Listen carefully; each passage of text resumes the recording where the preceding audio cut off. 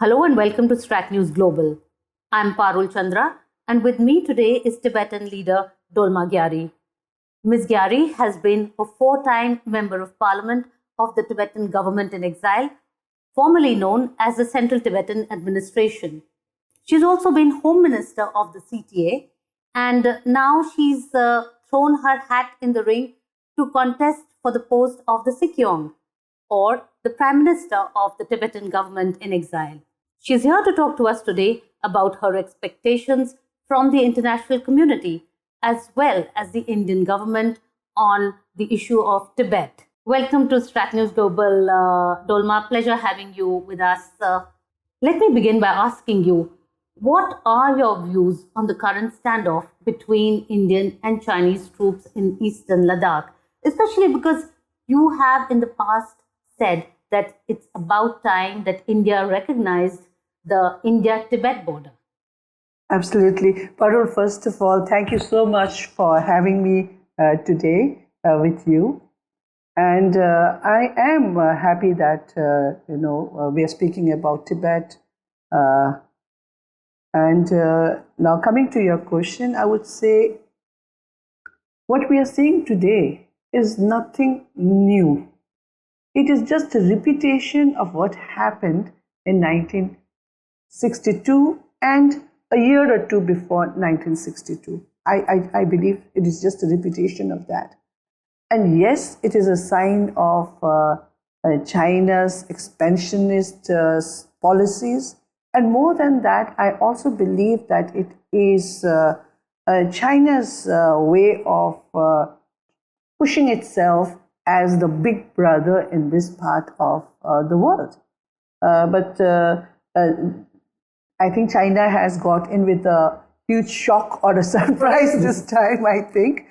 And yes, the time now, I believe, has come where India, with such a strong government today here, and the mood of the whole nation, I think, is ready for it, that India is taking a very strong position and not, taking any nonsense of the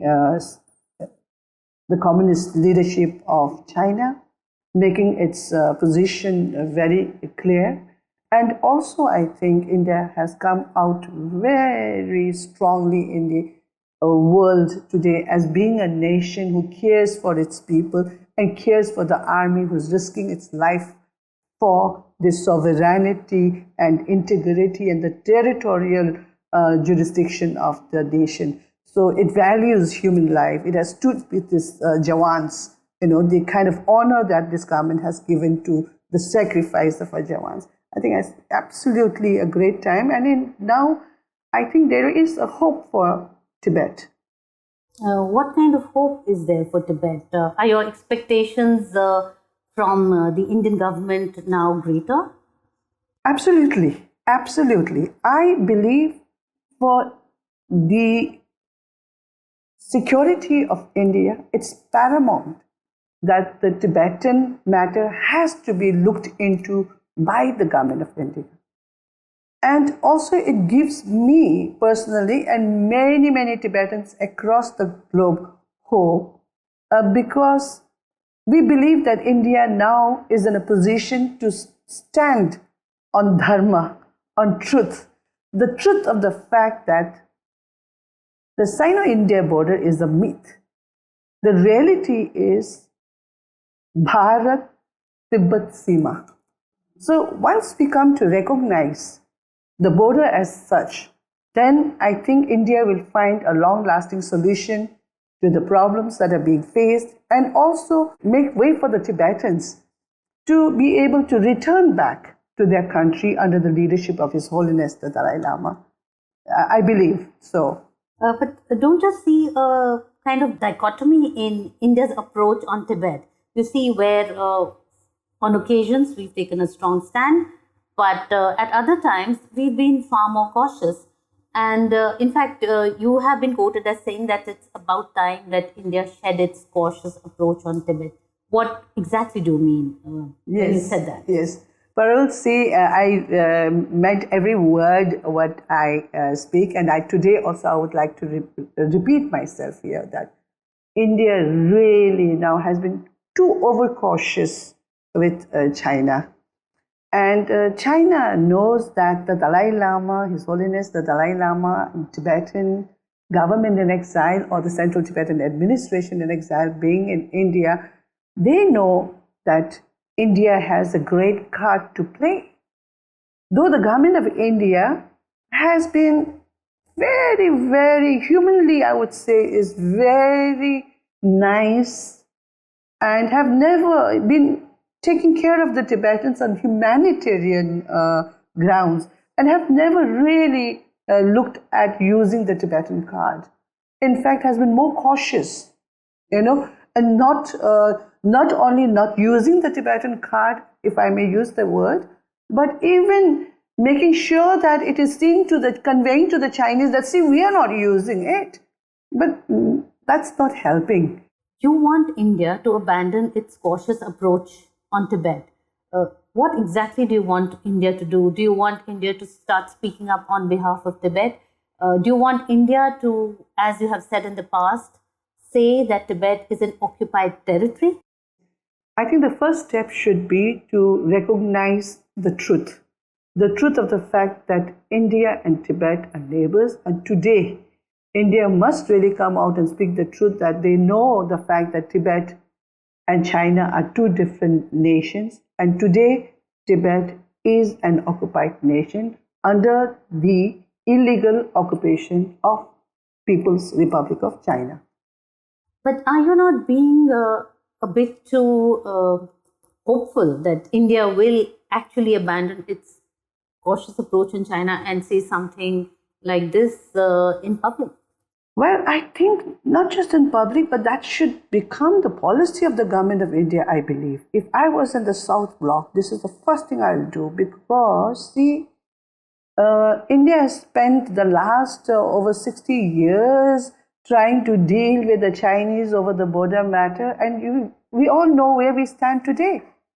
And even if, believe me, Parul, even if today you are able to get the Chinese to come on a table, sign with you whatever you want, they will not stand by it. The trust is not there. Even after signing such things, India will still have to continue to be careful and watchful. So why do you want to give this to your next generations that are to come up? And why spend and waste so much money, your time, energy, everything there? So therefore, one solution is, the border has been demarcated, the border has been always clear, and that was between Tibet and India. And for that, you have to recognize the fact that Tibet was an independent nation at the time of the Simla Convention or any agreement that may have come between our two nations. Yeah, but so that makes me hopeful, because that's the only lasting solution for India.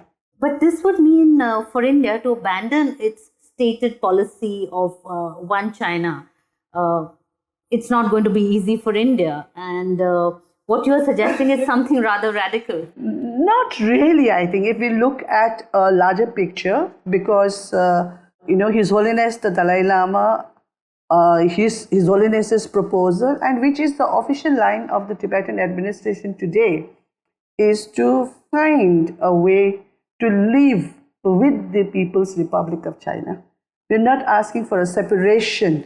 In fact, the Tibetan administration has expressed in a written memorandum to the People's Republic of China that we are ready to live within the framework of the Chinese constitution, meaning thereby that the sovereignty of the PRC is not threatened. So here I think is a win-win situation for all three countries. First, to solve the border issue, we have to accept that Tibet is an occupied nation. Once Tibet is declared as an occupied nation, India's boundary goes back to what it shared with Tibet. And then to come to that, Tibet has to be also made a party to a discussion. His Holiness the Dalai Lama and the legitimate Tibetan representative administration has to be also made a party. So we come up from where we left in Simla. So here we are also, China is fine because we are not asking for separation. We are ready to talk. I feel that India can play a very big role if India adopts this fact officially that Tibet today is an occupied nation. But it is again not going against this one China policy in some ways. But anyway, the one China policy I think is a huge bogus. But still, Tibet, the leadership today is ready to accept through negotiation what we call the middle way approach. Okay, but isn't there some kind of contradiction in what you say? You say that you believe in the middle way approach, Yes. which is of course autonomy for Tibet within the Chinese framework. Absolutely. At the same time, you want India to recognize Tibet as an occupied territory. And if I'm not mistaken, you're also suggesting that India should be part of the talks that the Tibetan leadership will have with the Chinese leadership on autonomy for Tibet. Absolutely. This is how I see. You know, we see Tibet lost her independence, actually, I would say. The ultimate was when we were forced to sign an agreement called the 17-point agreement with the People's Republic of China, which the International Commission of Jurists has also opined is not valid or binding any longer. So Tibet returns back to its pre-1951, or meaning pre-legal status of Tibet as before the arrival of the People's Republic of China on the Tibetan soil. So now I'll just come directly to your thing, you know. See, for India, what is important is the historical fact. The historical fact, because where does India get the legitimacy, or I would say legitimacy as regard the borders, is what you have demarcated, come to an agreement with your neighbor. And who was your neighbor? Tibet was your neighbor in this context. India has a moral and also bound by international law to actually respect, and the 1914 agreement is binding on India.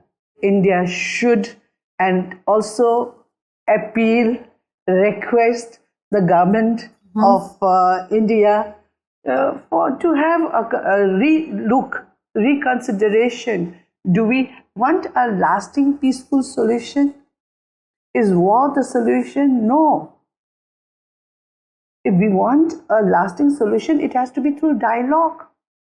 And see, whenever we talk about the LAC, we talk about 1993 LAC.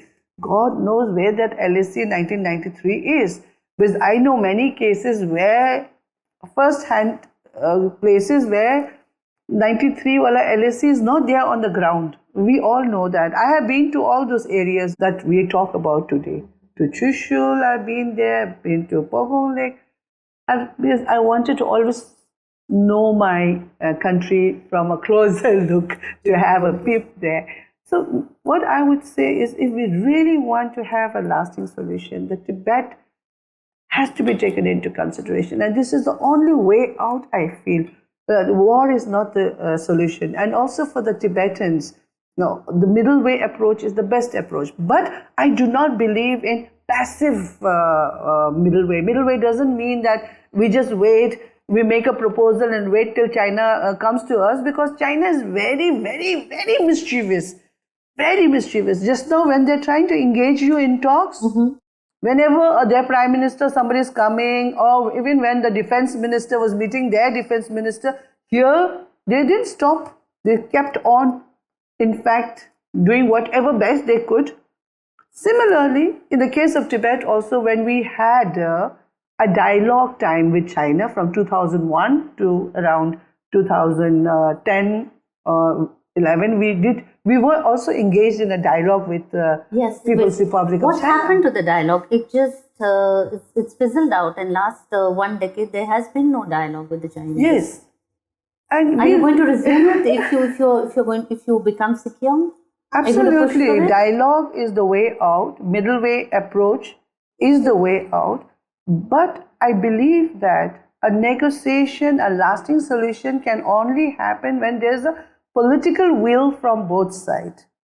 And also, there must be reason enough for both sides to want to have a lasting solution. So therefore, I believe that the Tibetans also, we lost a lot. As much as I talk to you how I feel that India is losing out, I feel that even in our case, with my due respect to all our leaderships, I would say that we lost also.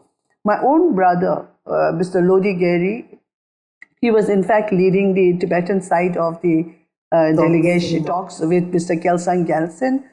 But what happened, I think, is while we were engaged with the Chinese, very sincerely, our then, Kalan Tripa, the head of the Tibetan cabinet, one of the best leader that we have had so far, he in fact was very sincere in his approach to middle way, that he even, even appealed to the Tibetan people to maintain a conducive atmosphere for the dialogues. Now, what I see now is that during the time when we Tibetans were very sincere in our commitment to find a solution through dialogue and trying to be as much as possible good boy, good girls, China was very notoriously doing whatever best they could to put their influence further inside the Tibetan areas and came out with the worst law anybody could ever imagine. A communist country coming out was a law of recognizing living Buddhas. And they did that in 2007 while we were in dialogue with them. And people inside Tibet, if we were not in dialogue, would have died in protest against this. But they managed to get that out because we were being the good boy, good girls. And it was in 2008, finally, people thought inside Tibet, no, we cannot take it any longer. They sort of lost trust on the Chinese dialogue process. And then we had this huge demonstration. And once the dialogue stopped, then the self-immolation inside Tibet started. In 2009 was the first self-immolation inside Tibet by Tape, a monk of Kirti Monastery. It happened in 2009.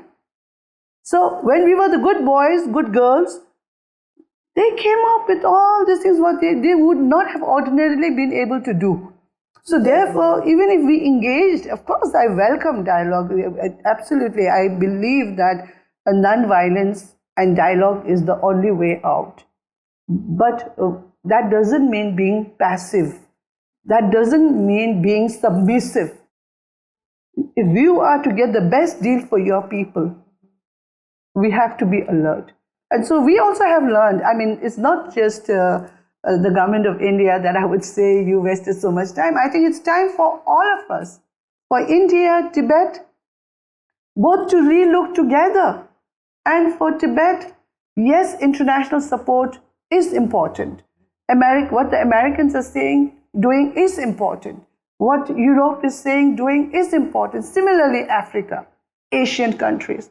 But most crucial is India. So I would think that we have to start from our base, that is India, and then expand it to the rest of the world, where we must really understand what is one China policy actually. Not many of us know actually what they mean.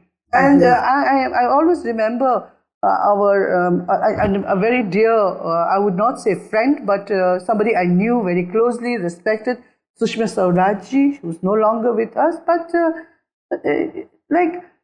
if China wants India to recognize or acknowledge their one China policy, what about China then? Then China should also respect One India policy? Is it doing it? What about Arunachal, Ladakh, Sikkim? What?